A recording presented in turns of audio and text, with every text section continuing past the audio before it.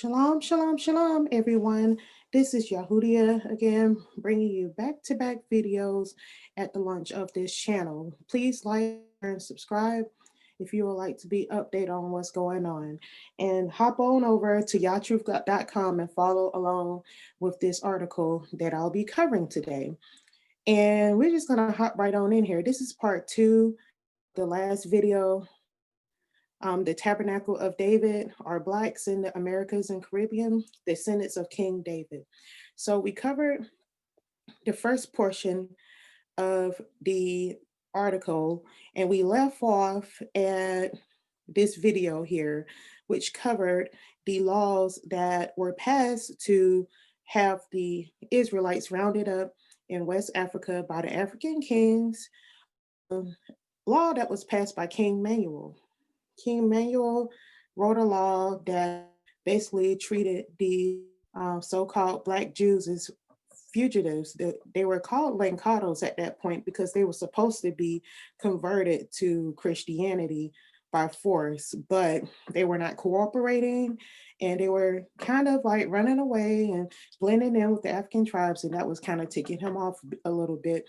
Plus, he came into a point that he didn't really need them anymore because he had formed trade alliances with the African natives, which is why he was using the Black Jews in the first place to act as kind of like agents to connect the two, countries together, to go back and forth as translators. So anyway, wonderful documentary there by Benaiah Israel, which was covered in the last video. And as you can see on the website, you could click right on it and it takes you straight to his channel. So shout out to him. So now that I've laid out the case of the Americans' descendants of slaves being the royal seed of David, let's get on with the biblical prophecies in part two about the Tabernacle of David. Now, this is a very extensive topic. Like, as I told you all before, that these articles are only scratching the subjects of very complicated topics, and more can be elaborated on as you study and it branches off. And over time I will make more of elaborate descriptions of these things. I'm just trying to scratch the surface and just kind of trigger some of your study. Okay, here we go. Covenant of David and the Kodashim. The Most High, he made a covenant with David that in the last day, his seed would be risen up and turned into the assembly of the holy ones, or in Hebrew, that word translates as Kodashim. So it's interesting that the American descendants of slaves, being from the royal house of David in this country of America, who the whole world has their eyes set upon, it's interesting seeing this awakening take place because you can see prophecies being fulfilled in regards to that.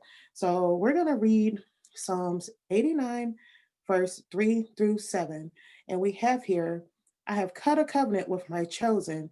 I have sworn unto David, my servant, your seed will I establish forever and build up your throne unto all generations. Um, Most people are very familiar with the covenant the Most High made with Abraham, with his seed. But, as you know, Abraham had other children, but it was through Isaac that the covenant was passed down to, right? And then Isaac, he had twin sons. He had Jacob and Esau. As you know, Esau has his role to fulfill in prophecies that are not that positive, but the great things in prophecies were going to go to Jacob, right? So this common knowledge. Little do people even consider that David had his own covenant. So when we look at, that the Messiah came from that lineage, King Solomon came from that lineage, and now us, the American descendants of slaves, making so much noise on the world scene about what the world has conspired against us.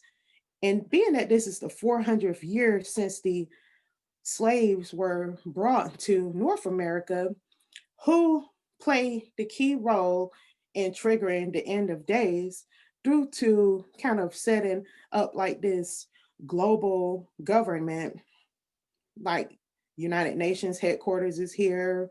So the world is just kind of interdependent upon what America is doing. So there's no coincidence that the House of David is in this country and that we were taken into slavery here. So that covenant covers us. That's what these verses are about. So I'm going to continue. Selah, and the heavens shall praise your wonders, O Yahuwah, your faithfulness also into the assembly of the Kodashim.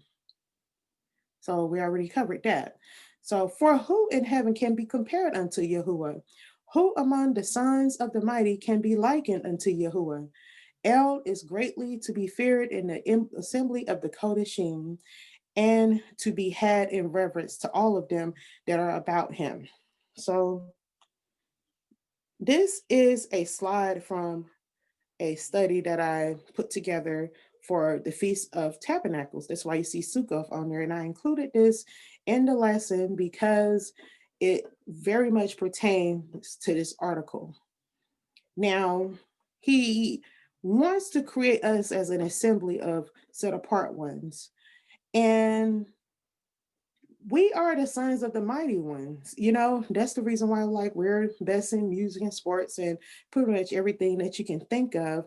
But having been the most talented people in the world, we're still on the bottom of the totem pole or the pyramid, so to say. But the Most High has a lot of plans for us. So hang tight and we'll see. So the Most High, he made a separate covenant with King David. That's why the remnant of his seed was preserved in such a way that his descendants were placed in mystery Babylon in the last days. So let's move on. And it should make you excited, because there's a plan to restore us as a people. We're the descendants of the mighty King David, who we will be in the likeness of Yahuwah. Like we're gonna be, a lot of those superhero movies that are out, they're kind of mocking how they see us.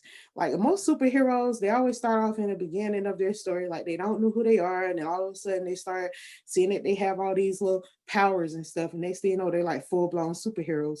Well, the heathens know our history, and so they encode these types of stories because they've always admired us, and they sought to tell our story in a very indirect, cartoonish way.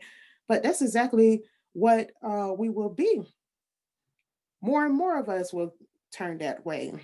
So as I go about my day, I look in amazement at my people, and it breaks my heart that they don't have a clue who they are. I mean, my heart just melts every time I see my people standing out on the street corner and homeless and just look so like lost. And there's so much untapped greatness and divine greatness out there being suppressed right now. Our people are oppressed. And it's all just witchcraft, really, because most of our oppression is the oppression of our own minds. These heathens kind of set this machine in our mind, and we just like constantly keep the same mentality going like a rolling wheel. So next scripture is Psalms 82, verse 5 and 6. They know not, neither will they understand. They walk on in darkness. All the foundations of earth are out of course. They have said, ye are Elohim, and all of you are children of El Elyon, which is the name of the Most High in Hebrew. So this scripture, you know, it's basically saying that the whole reason why the world is completely out of course is because we are not really fulfilling our duties as being the judges in the assembly of the mighty ones. Okay, that's what Psalms 82 is about. Like we are supposed to be like the Elohims of the earth because we're children of the Most High, and because we have like gone into this massive slumber, like the world is like run amok. I mean, look at this world, man, it's a hot mess, and the more you pay attention to it, the things that are going on, the like crazier it seems. um I saw in a news article today that there was a shooting on the expressway, and the person in the car died, but nevertheless the person who got shot slammed on brakes when he was driving as he was dying, and a car stopped to help stamped on his brakes and stopped to help. But the lady who stopped got out of the car and got ran over by a tractor trailer. I'm just like, wow, like, like the things that are happening in the world is just like really strange. I know stuff like that happens all the time, but between dad and Trump and the Pope and all these crazy wars that are on the brink, you got to get yourself in order, get it together. So next we're going to embark on a brief word study of Amos chapter 9, verse 11 through 15. This breakdown is going to shed a lot of light on end times prophecies. Okay. So, as I said, these slides were taken from a study that I did of Feast of the Tabernacles. And I'll give a more detailed breakdown video of that article later. But let's get on with it in regards to this prophecies of the Tabernacle of David. So it reads, and in that day I will raise up the tabernacle of David that is fallen, and close up the breaches thereof, and I will raise up his ruins and build it as in the days of old, that they may possess the remnant of the heathen of Edom, and all of the heathen which are called by my name, says Yahuwah that does this. Behold, the days come, says Yahuwah, that the plowman shall overtake the reaper, and the treader of grapes him that sows seed. And the mountains shall drop sweet wine, and all of the hills shall melt. And I will bring again the captivity of my people, Yasharel, and they shall build up the waste cities and inhabit them. They shall plant vineyards and drink the wine thereof. They shall also make gardens and eat the fruit of them. And I will plant them upon their land, and they shall no more be pulled up out of their land, which I have given them, says Yahuwah Eloheka. That's Amos 9:11 through 15. Okay, so it was prophesied in Amos 9:11 through 15 that the fallen tabernacle of David is literally going to rise in the last days. And what have you been seeing across the country over the last few years? I mean, it's just been crazy. I mean, like, it's so crazy now that crazy is normal. I don't remember what it felt like to just have like a normal week.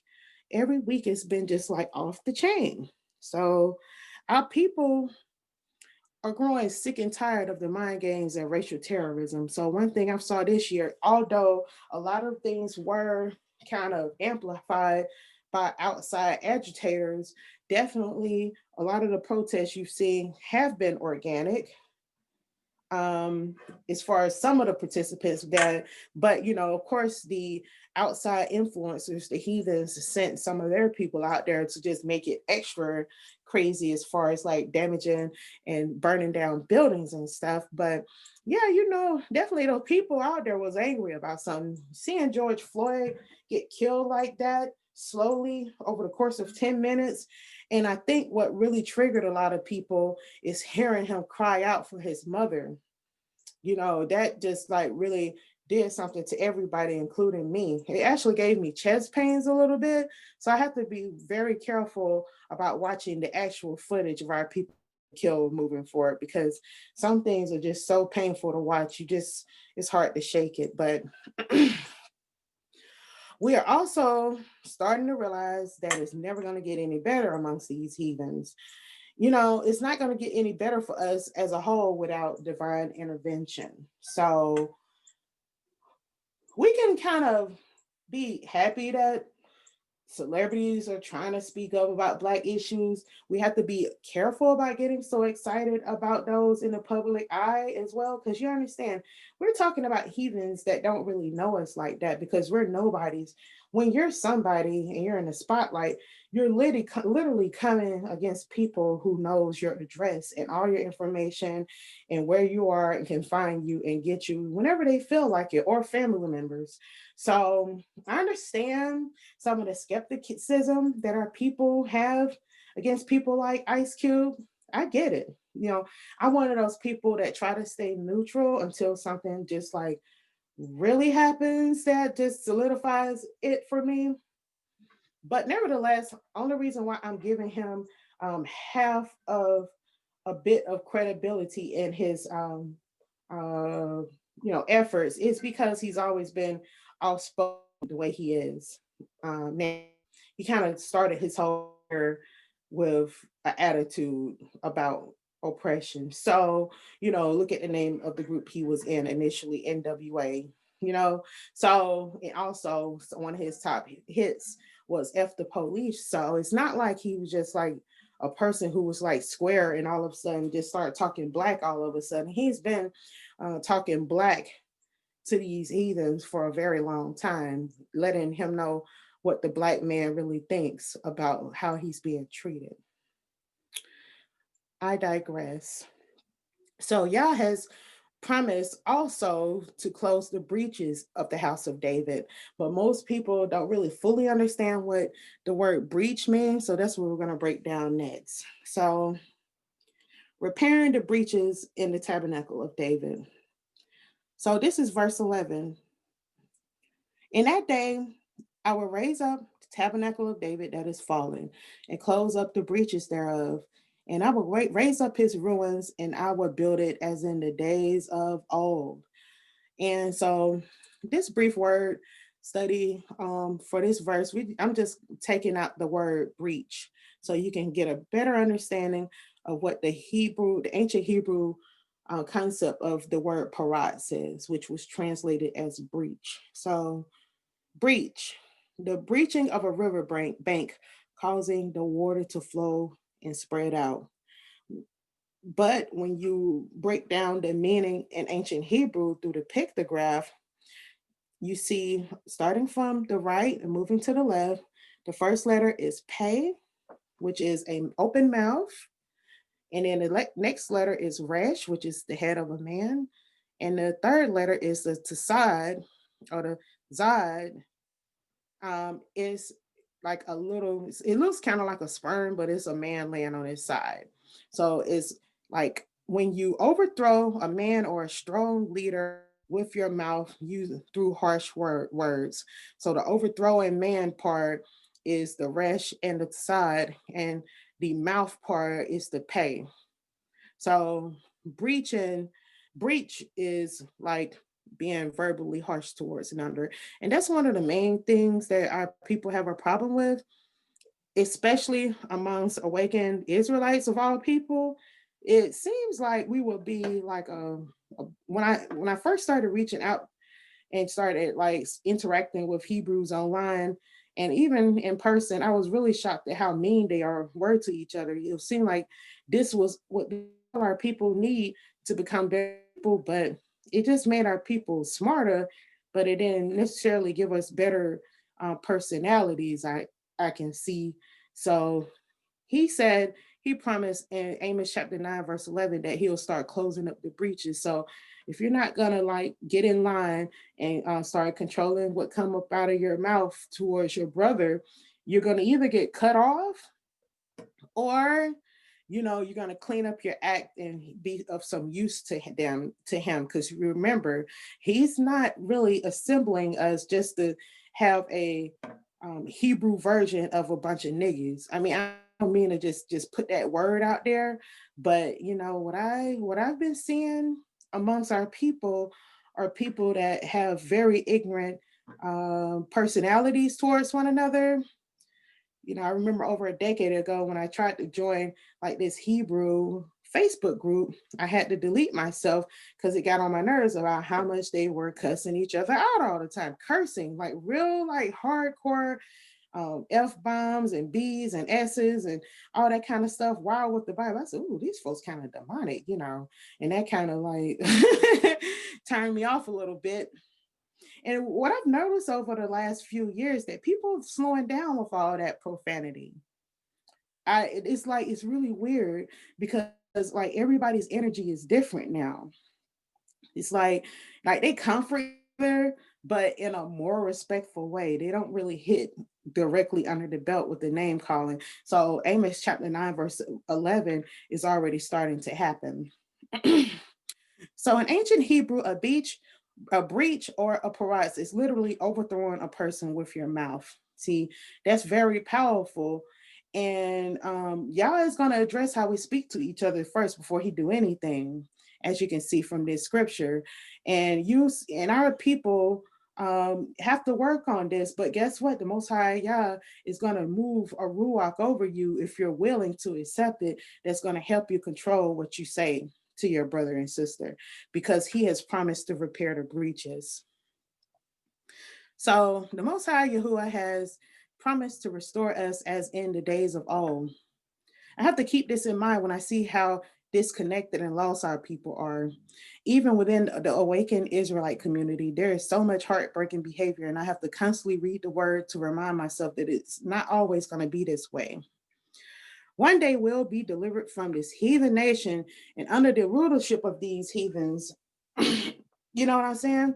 These Edomites will be free of them. Edomites and all of the heathen, as it says in the word. So let's take a look at how the ancient Hebrews defined the word heathen. You hear that word heathen used a lot amongst Israelites, but let's just get a little ancient Hebrew understanding of what they meant when they used the word goy, which is translated into English as heathen. So raise the tabernacle of David and to possess the heathen. That's verse 12 is all about. So let's hop into this. At the top of the slide on the screen, you will see 3 Hebrew letters. You got Gimel, which is a foot on the right. We got the Wav, which is a tent peg. And then we have the Yod. So when you combine these words, starting from right to left, you got the Gimel was a G sound, the Wav, which is like a UA or a WA sound, and then you have the Yod is the Y sound. So the Y, the letter that looks like a Y is not a Y sound. That's what used to confuse me a lot. The Y is actually the arm. And the thing that looks like a Y is not a Y. It's the one that looks like the arm that is the Y. And the one that looks like the Y is actually like a W or UA sound. So it pronounced as goy. So let's read this verse 12, 9 verse 12. That they may bless the remnant of Edom. See? And all of the heathen, which are called by my name, says Yahuwah that does this. So everyone that is called by his name will possess the remnant of Edom and all of the heathen. So you got the remnant of Edom, right? I mean, Edom. Heathen. Anyway, you have the remnant of Edom. The remnant of Edom was is something that is discussed for me in more detail in other videos, like the first one I posted. But the Edomites are the remnant of Edomites are the ruling class. Every single Caucasian on the planet is not an Edomite. Okay, we have the open mind here, but the Bible refers to the rest of them as all of the heathens. Okay, all of the heathens. So if you want to be more broad, you'll just say heathens. But if you want to be specific for the ruling class of the elite that runs everything, you say Edom, because that's how the Most High refers to them. So heathen, also translated in English as nation. So like it's just like basically saying the rest of the people are heathens and we're Israelites. So goy, the people of a nation as the rear end of a body, tail, or back. Also is translated to be used as a swarm of locusts. And that's definitely what they are. They like kind of swoops into countries and consume everything and or other animals because they got like swarm of bees and swarm of locusts. They use all kinds of and swarms of flies. You know what I'm saying? Like the order of the flies. Like in my other article about Ice Cube versus Beelzebub. So the Bible refers to heathens as a swarm. So they just kind of took that concept and just kind of like made it a whole cultural identity for themselves. They say, okay, Israelites call us heathens, which is like a swarm, parasitic flies or some or locusts or insects. So they since the Israelites see us as parasitic insects, we're just gonna like embrace that identity and and call ourselves like the order of the fly. And we're gonna have like, since we're devils anyway, we're just gonna have like serpents on all our family crests and stuff. So they embrace it because they have no other choice, and that the spirit that's operating in them makes them proud to be evil. So It's interesting to see that Israelites saw heathen or goy as the rear end, tail end, or the backside of the body. So they basically saw them as a bunch of a-holes, which is what most of them are when you think about it. All they do is take a dump all over people and destroy civilization. So there is wisdom and function behind every word in the ancient Hebrew tongue. It paints a much clearer picture of who and what we're dealing with. When Yah promised to make us the head and not the tail, he was saying that he will make us above the heathen if we keep his commandments. Because remember, the definition of heathen is tail. Tail, like your backside, like your butt, you know what I mean? Buttholes or a-holes, you know. He don't want us to be a bunch of a-holes, you know. He want us to be the head. He want us to be the resh, okay? So here we have Deuteronomy 28, 13 through 14. And Deuteronomy 28 is a very pivotal chapter in the Israelite movement, because it kind of like maps out what's going to happen to us if we are blessed or cursed. So, you know, everybody mostly knows it. But if you just so happen to come across this video and don't know much about the Bible, I would implore you to read Deuteronomy 28, chapter 28. So here we are. And Yahuwah shall make you the head and not the tail, and you shall be above only and shall not be beneath. If that you hearken unto the commandments of Yahuwah Eloheka, which I command you this day to guard and do them, and you shall not go aside from any of the words which I command you this day to the right hand or to the left, to go after other Elohim to serve them. So that's verse 13 and 14. So once our ancestors broke their covenant, it removed our hedge of protection. And you don't want that to happen to you. The only reason why these heathen hasn't killed every single one of us is because the Most High is preserving us, because they hate us, okay? They hate us with a passion. They built their whole world history around oppressing us. So therefore, the heathen has gained world dominance while we were in a fallen state. We became to be in a fallen state because there were certain things that were taking place over the years that caused Most High to remove his hand of protection. Okay? And that's how the current world has come to be. So the New World Order has already happened for us in 1492. Now, the New World Order to come is going to be more devastating for the heathen than it is for us, okay? Because the end of days started for us around 70 AD when we were kicked out of our land and destroyed and scattered, okay? And built up many times only to be torn down again. So therefore, let's not get caught up in the hype of what these heathens are going to have coming for them moving forward. Yah, in his infinite wisdom, preserved this house of David through written history, us, American descendants of slaves. And now, in these last days, all is being fulfilled. So we have this next slide is the tabernacle of David shall drop sweet wine. This is verse 13 in that passage, Amos 9:11 through 15, which we are breaking down one word per verse. So the next word we're going to break down is going to be in verse 13. So this word starts, that letter on the left is the Gah. It's a letter that was taken out of the Hebrew alphabet around the Babylonian captivity. So sometimes I feel like they changed the alphabet into this kind of block script because they didn't want the heathens to be taking our scriptures and learning them.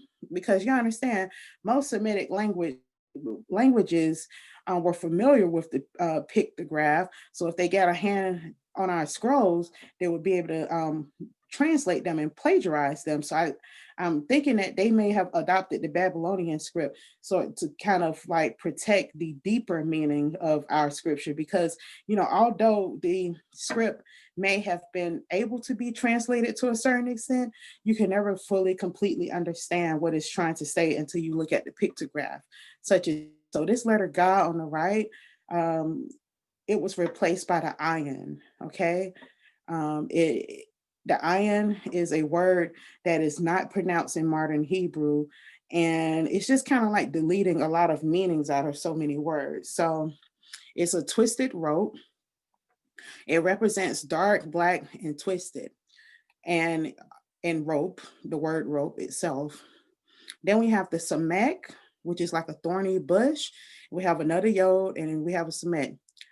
So we got like Gasa Yasa, Gasa Yasa. I'm not very good at pronouncing these words because I'm more focused on like the actual meaning of the word rather than the conversational pronunciations. So I'm more of a word study type of learner rather than conversational learner. So I just look at the meanings of words and try to get a better understanding of scripture and prophecy. That's about it. My goal is not to be like fluent in modern Hebrew and go over to Israel and just chit chat with a bunch of Ashkenazis. I'm not really like on that energy with this awakening of mine. So, verse 13, behold, the days come, says Yahuwah, that the plowman shall overtake the reaper, and the treader of grapes, him that sows seed, and the mountains shall drop sweet wine, and the hills shall melt. So the plowman overtaking the reaper kind of paints a picture of like the employee overtaking the employer.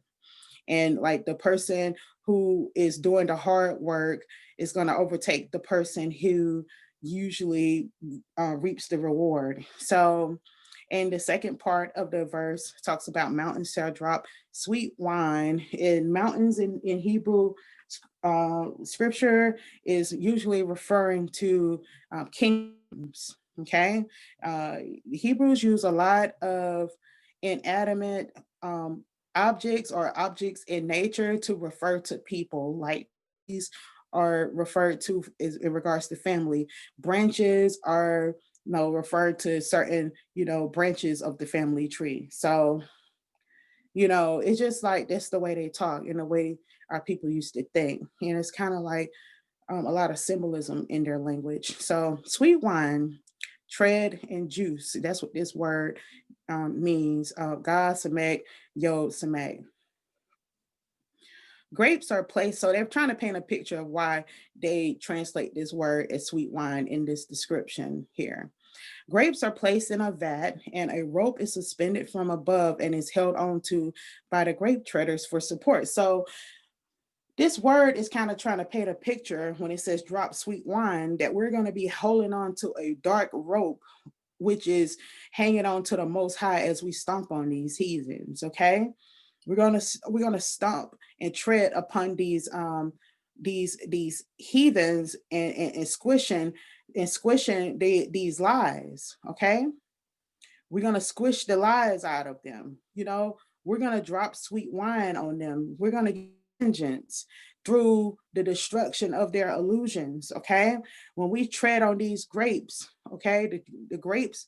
No, actually, you could actually look at the grapes as being the truth in a vat, and us stomping on them and speaking this truth is just going to rain a wine down the hills of these mountains. They're going to be covered into the truth, through our efforts and bring out like things like this video.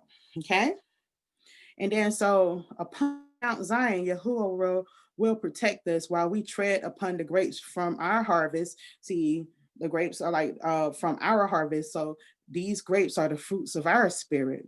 Our spirit, we're going to use the fruits of our spirit to cover the world or these wicked nations in truth. Okay.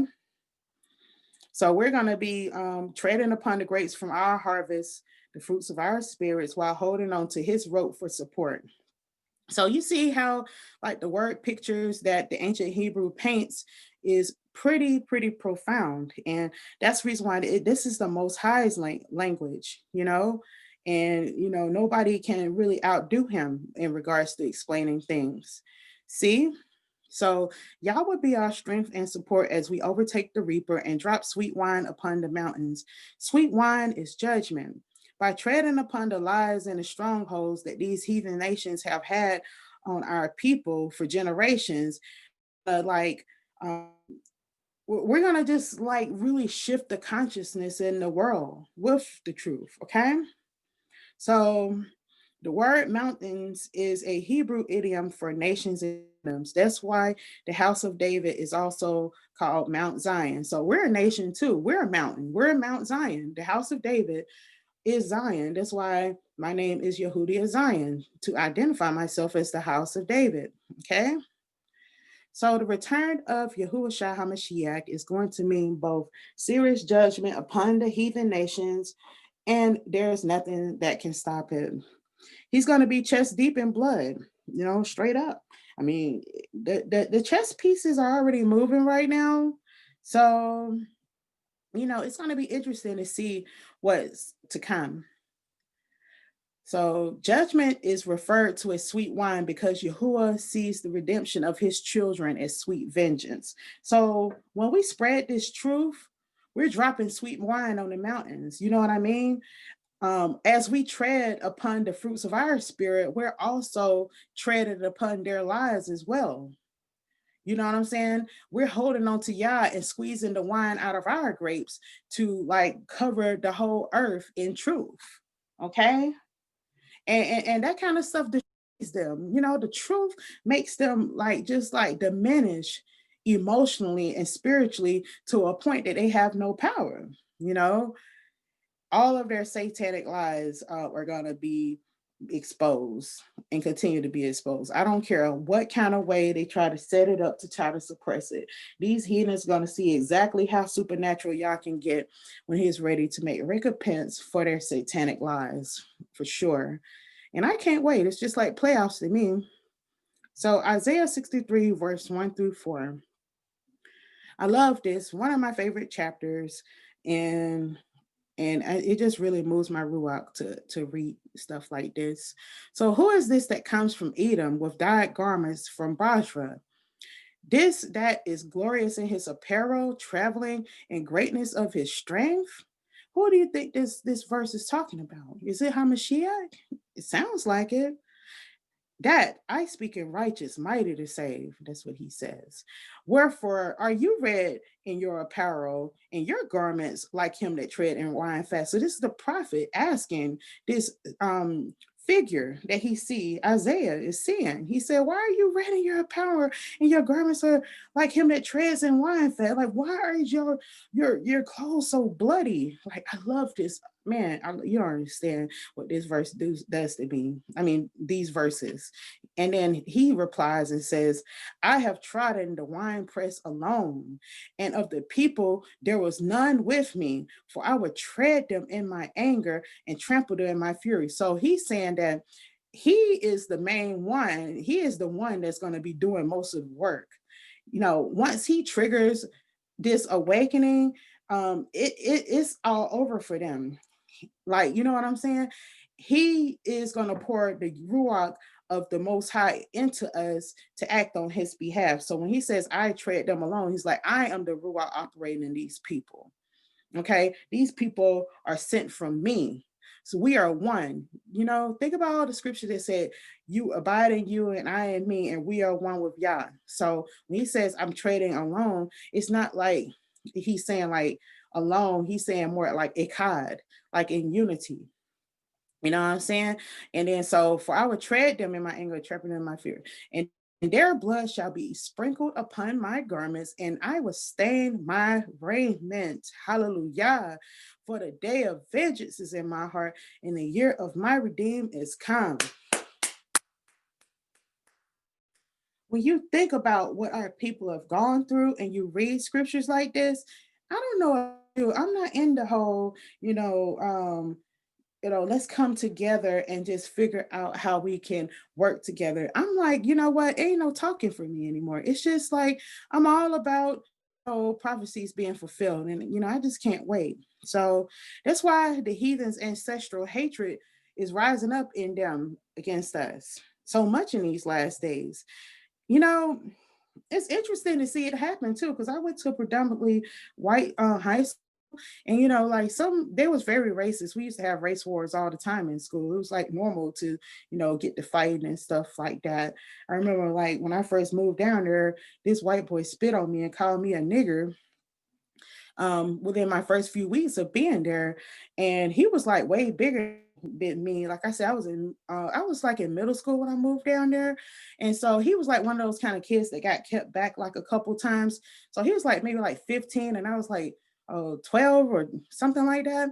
Well, anyway, he spit on me, a girl. I guess he just thought he had an easy target with this new nigga getting on the bus, and I dust that boy up. I mean, I'm telling you, I beat him half to death. Like he didn't understand. Like where I come from, I come from a place where everybody was black, and I had just moved down there around all those, heathens, and I just wasn't having it. So like I said, I've always been in the truth, and I always knew who my enemies were. So, he never bothered me after that.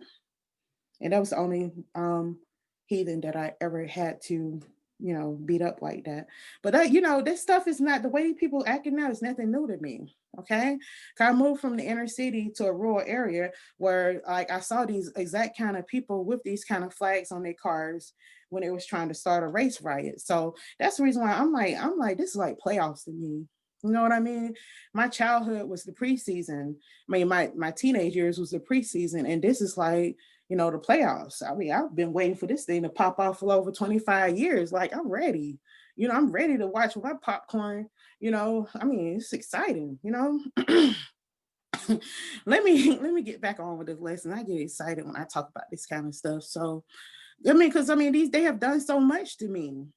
There's other things that they've done that I haven't even never like really talked about publicly. But anyway, here we are. That's why these heathens' hatred is rising up for us, and they know their time is running out. They always talk about, genetic annihilation. Funny, I went to a white supremacist website. I think it's called Daily Stormer or something.com, or one of those American Vanguard, one of those websites, that white supremacist website, and they got a time clock, a timer with the white population in the world on it, and they show how it's decreasing. And then they got like the population of minorities are increasing. So they're very much aware of genetic annihilation and that they're diminishing numbers, and it's got them all in a panic. And they're like, just like Hebrews, black people are being awakened to their in history. These heathens are waking up, but in a more demonic way, and their awakening looks a little bit more like this. They're resurrecting their old, Ku Klux Klan stuff. They had to, I guess, get all this stuff made, and look, got the little outfit. They, go ahead, heathens, go ahead. You it don't hurt my feelings because I've been knowing how they felt about us. But a lot of our people have been blindsided by the hatred that they see because they may not have never been raised around these types of heathens, but I'm very familiar with them. So racism is an end stage cancer in this country, and it's metastasized to, like to a terminal point. And that's where we're at right now. We're at a terminal point in this disease called white supremacy. This thing is a delusion, and it's really like a narcissistic ideology. This nation was built on the delusion of white supremacy. So let's go on. So there's no need to vex yourself with these demonic outbursts of hatred against our people. It's not going to get much. It's going to get much worse before it gets better, for sure, and will ultimately culminate in a enormous racial clash of biblical proportions. And it takes only a perfect storm of events to trigger like a huge race war. You can already see it brewing. All the things in the media just triggering, both sides, But hopefully the Kodashim will set themselves apart and just stay under the cover, protection, in the wing and the sukkah of the Most High. You know, that's why I did such an extensive study on the Feast of the Tabernacles, because it kind of establishes where we should be in the midst of the chaos to come next week, actually, because the election is next week and it's going down. You got to be ready, spiritually and emotionally, physically. You just got to be ready. So we only thing is going to take to trigger such a chaos is going to be nationwide food shortage, a blackout, natural disaster, civil unrest during the presidential election next week. And you already can see in the media, they're already pushing the agenda of a lockdown. by trying to say that we have like all these crazy high numbers again, like the next wave is here. And actually Texas is starting to say that they're recommending that everybody stay home for 2 weeks. You see, they're trying to start a lockdown before or around the election. I kind of predict that by next week they're gonna be like really like trying to initiate another strict lockdown. You can kind of see it in the media. I've been watching it. So there's a storm brewing for sure. So you won't be protected unless you establish your secret place with the Most High, like Psalms 91. And when all this stuff started happening, I memorized the whole chapter of Psalms 91, and it really transformed my spirit. Okay. So you got to establish your sukkah to protect your mind. So here we are. This is where we are. And actually, this phase of history started for us around 70 AD when we were destroyed and kicked out of Jerusalem, but it's been continuing for the last 2,000 years. And actually, things are actually about to wrap up for us pretty soon. So, how soon? Maybe a few years, maybe a few decades, but we know that we're in the last phases of history. Okay, at least this type of history. So the Messiah said in Matthew 24, verse 6 to 8, and ye shall hear of wars and rumors of wars. See that ye be not troubled, for all these must come to pass, but the end is not yet. For nations shall rise against nation, and kingdom against kingdom, and there will be famines, pestilences, earthquakes in diverse places. All these are the beginning of sorrow. So, as I said, the last since 70 AD, all this stuff has been going on. Okay.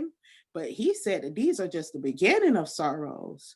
So if 70 AD was the beginning of sorrows, then when is the end of the sorrows? Because I mean, last time I checked, numerous like entire countries were destroyed in tsunamis and earthquakes and pestilences. You had a Black Death, you have had, entire, I think Jerusalem was hit with a catastrophic earthquake around the time.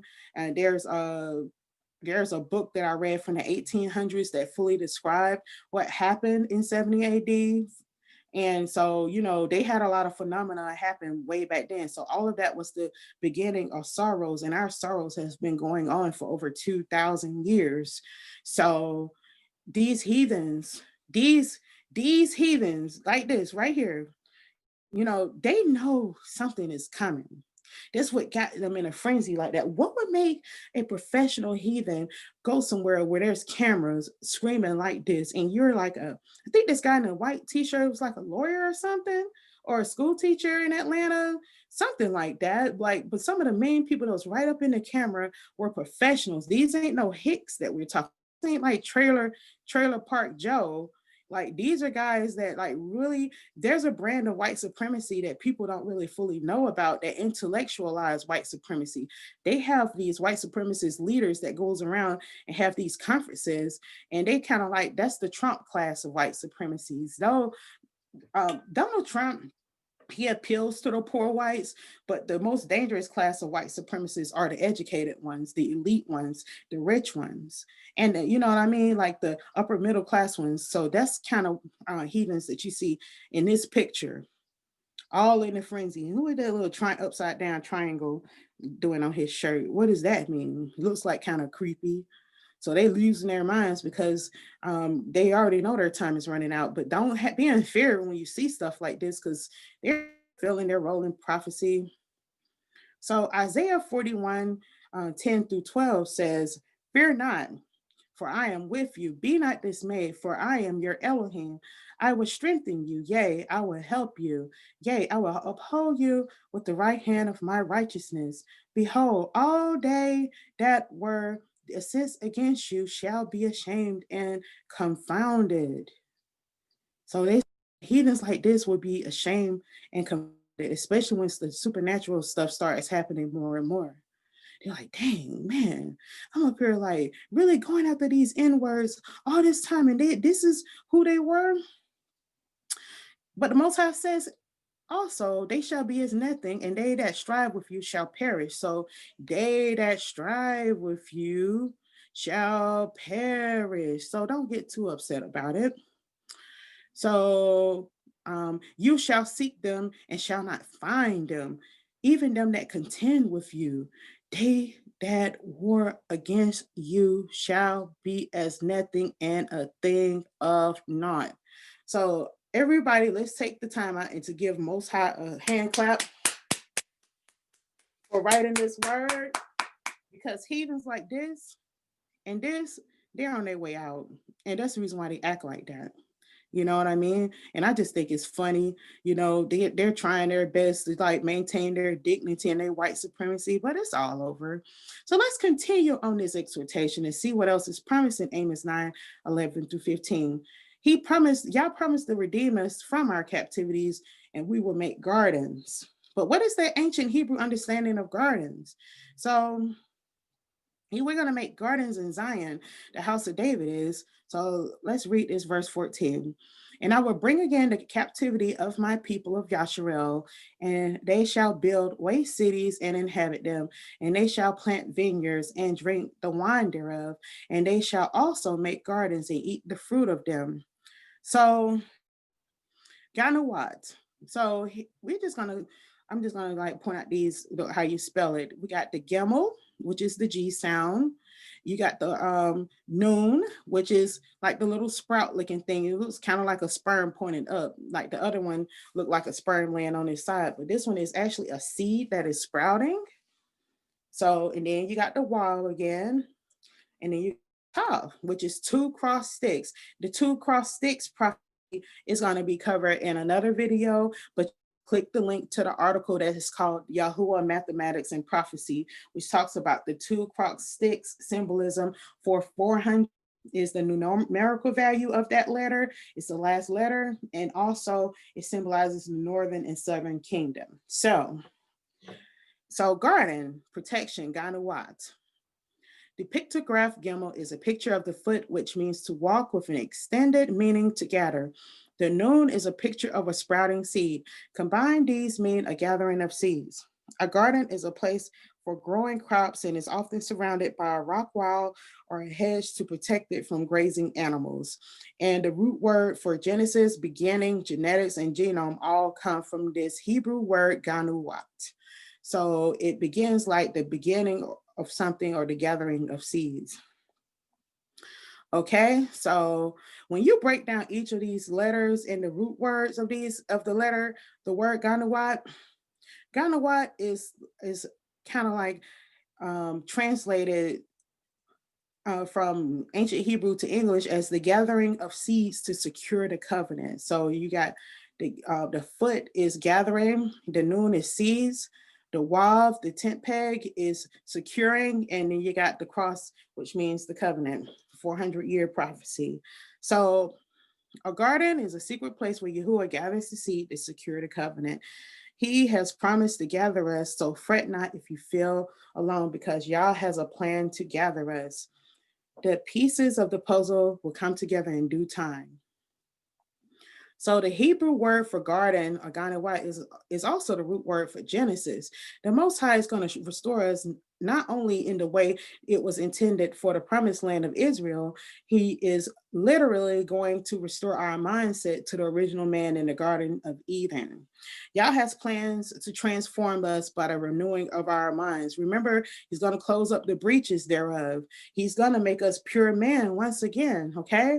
So Romans chapter 12, verse 2, it says, be not conformed to this world, but be ye transformed by the renewing of your mind, that ye may prove what is that good and acceptable and perfect will of Yah. So we shouldn't even get caught up in the demands placed on us in this nation. No one should feel pressured to vote if they don't want to continue to uphold this delusion of democracy, which is only a euphemism for white supremacy. I know for a fact I'm not pressured to vote for anyone. In fact, I replied a nasty reply to somebody who's these people been texting me. I guess these Black Lives Matter people have been texting a lot of Black people. I don't know how they got my number, how they knew I was Black, but anyway, I let them know not to contact me anymore. So it's annoying. At the end of the day, after seeing the clear evidence that slaves brought to the Americans were descendants of King David, we must know that these things have happened in order to restore the covenant. So finally, Let's take a look at the ancient Hebrew understanding of the phrase their land. Okay. So the tabernacle of David being planted in their land is the ultimate goal.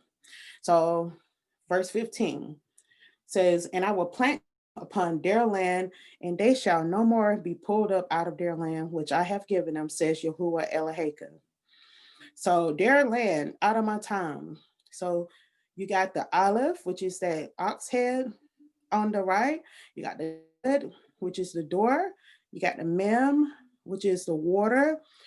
And you got the tall, and I already covered that one. And you got mem again. So that word out of my time, it comes from the root word dam, which is dalet mem, which has the meaning of blood and life, okay, or likeness. So, and the reason why they say likeness because they the look on somebody's face can have a look of life in it. Like, so a lot of the times the Hebrews, I mean the heathens say that Adam was called Adam because his face was red and ruddy like blood. No, he looked the way he looked because his face was full of life. Okay.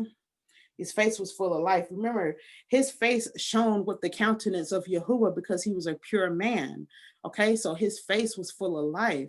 Adam means, life. It doesn't mean blood and blood red. And they trying to push this narrative that Adam wasn't black. But, archaeology even proves that he was a Negro. So let's not get it twisted. So the pictograph dollar is a door representing the idea of moving back and forth. The mem is a picture of water and can represent any liquid, especially blood and water. Okay, you remember water is the source of life nutritionally. So that word mem is used for both blood and life because life is in the blood and life is in water. Okay. So combine these pictures mean the moving back and forth of water or the flowing of life. Similarly, the great plant takes water from the ground and moves it to the fruit where water becomes the blood of the grape. So, like I said, you got to be very careful listening to these heathens about their definitions of the word Adam, because as you can see, that word Adam and Adamatam are both connected. Adam is, the man who has life in his face. And then you also have Adamatam, mean the land flowing with life, okay? For the man, the land flowing with life for the man. So we will be back in the land just like Adam. That's why I said that he's going to restore us like he did, like we were in the Garden of Eden before we became contaminated with all this sin and wickedness of these heathens. So the strong leader, this word out of my time translates from ancient Hebrew to English as the strong leader flowing life back and forth through the unknowable spirit realm to secure the covenant. The unknowable spirit realm is kind of like the way that the word mem is translated, because water is a source of chaos, and it's also it kind of flows like the spirit flows. So like we're gonna literally become more alive and feel more like ourselves when we get to our land and off of this cursed land. Okay, so the root word of land means blood, water, and life, which paints a word picture of their land as being a place where the strong leader flows in his spirit to secure the covenant. So moving right along, we are wrapping things up here. So this view of land is not just a place to live, but a place where your spirit receives life. This explains why our people are so lost and miserable. They are spiritual orphans with a pain so deep that can't be healed without Yah establishing them in their secret place, their sukkah, until the whole house of Israel is redeemed. So we, you know, are not completely redeemed yet, as you know, but the Most High can redeem your mind. Your spirit, your ruach has to be redeemed before he puts you in the land. So you could feel like you're in the land without necessarily being there if you're in the right frame of mind.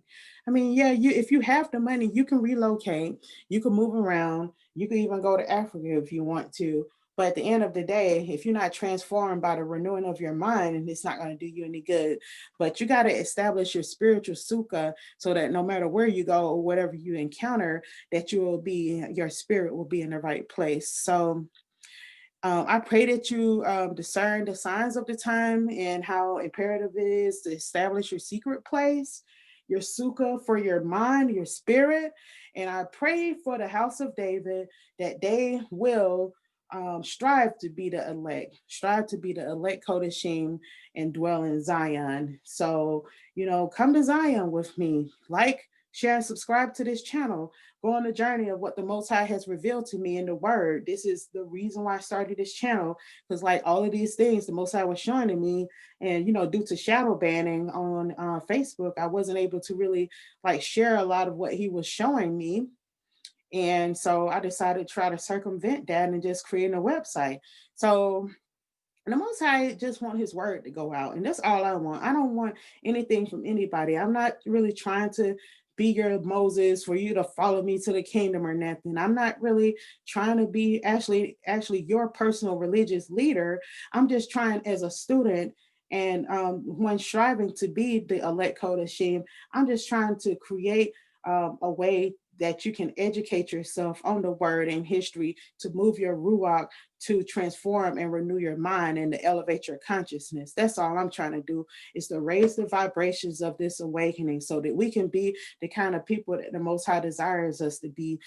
House of David can rise up, that the more righteous voices that we have in this awakening to stomp out the wickedness, the more that we can kind of like shift the movement towards something a little bit more positive than what I was seeing. I just could not no longer sit back and see this awakening just like completely fall to pieces without doing my role to through the power of the Most High urging me and like kind of literally just like pushing me and putting this whole thing together in such a way that that our people will not have an excuse. I don't want to see anybody get cut off. So I pray that you receive this message. This site, this channel is only for the elect. So it's not for everybody. I don't expect this thing to go viral. This is a lot of kind of heavy information. And the Most High is going to test your ruach. Are you willing to hear this from a woman? You know what I mean? Are you literally like willing to hear this? Like listen to like like your mother. Think about when you used to listen to your mother when you was a child. If you silence the voices of the women in the entire awakening, you won't have much wisdom going forth. So, just try to consider, that Most High speak to some women too. Okay, not trying to push no type of feminist agenda. Just know that everyone has a ruach, especially in the house of David, and the Most High um, knows that we all know in part and we prophesy in part. So He definitely talks to whoever He chooses. So be blessed, blessings and shalom to the Kodashim. Okay.